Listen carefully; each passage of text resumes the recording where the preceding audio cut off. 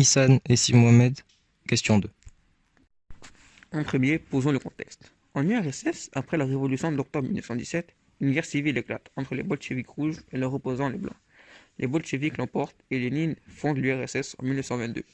Il sera succédé à sa mort en 1924 par Staline qui va imposer un régime totalitaire.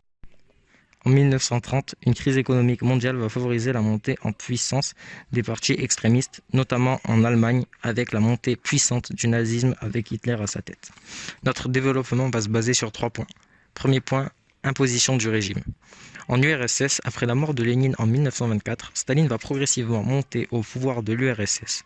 C'est entre 1927 et 1929 que Staline accède au pouvoir par la force, après avoir éliminé tous ses concurrents directs. Il prend possession de tous les pouvoirs et devient chef absolu de l'URSS. En Allemagne, avec la crise économique de 1930, le nazisme monte en puissance. En janvier 1933, Hitler devient chancelier. Il accède au pouvoir par les élections.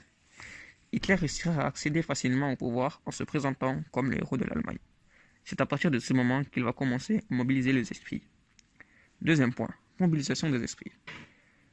En URSS, Staline va profiter des objectifs de Lénine pour mobiliser les populations. Il va s'appuyer sur le fait que Lénine voulait créer une société égalitaire.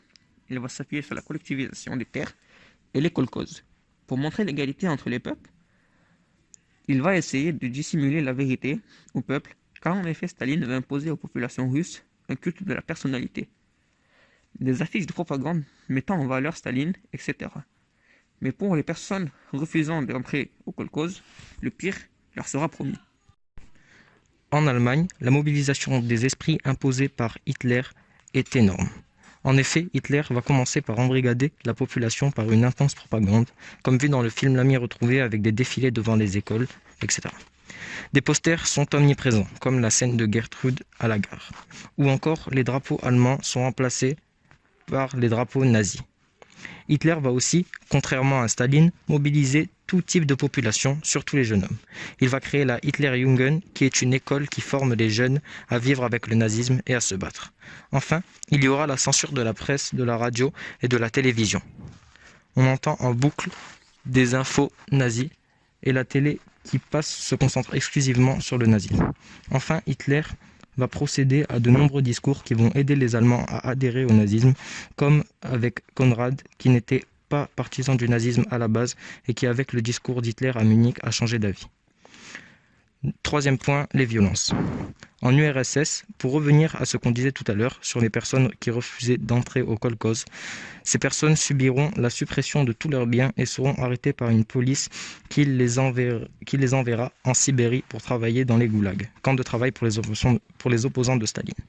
Il y aura aussi, durant la période de 1936 à 1938, la Grande Terreur, qui consistait à arrêter puis exécuter tous les opposants au régime soviétique.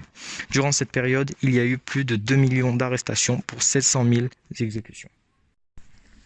En Allemagne, Hitler va quant à lui arrêter ses opposants. Il va arrêter toutes les personnes qui ne sont pas comme il le veut. La terreur va s'abattre sur les communistes et les juifs. Il organise l'annexion et l'exécution de 4000 communistes. Et il crée une police politique appelée Gestapo, qui va se charger d'arrêter les juifs et de les déporter dans les camps de concentration. En 1935, Hitler crée les lois de Nuremberg, qui sont des lois antisémites contre les juifs. Il rend les juifs apatrides, il interdit les mariages entre juifs et ariens, interdit des métiers aux juifs et les regroupe dans des ghettos, puis dans des camps. Ces lois vont obliger le départ de juifs comme Hans, dans l'ami retrouvé, qui part pour les États-Unis pour fuir cette dictature. En conclusion, même si les régimes totalitaires ne sont pas les mêmes, ils présentent des similitudes dans leur manière de s'élaborer et de durer.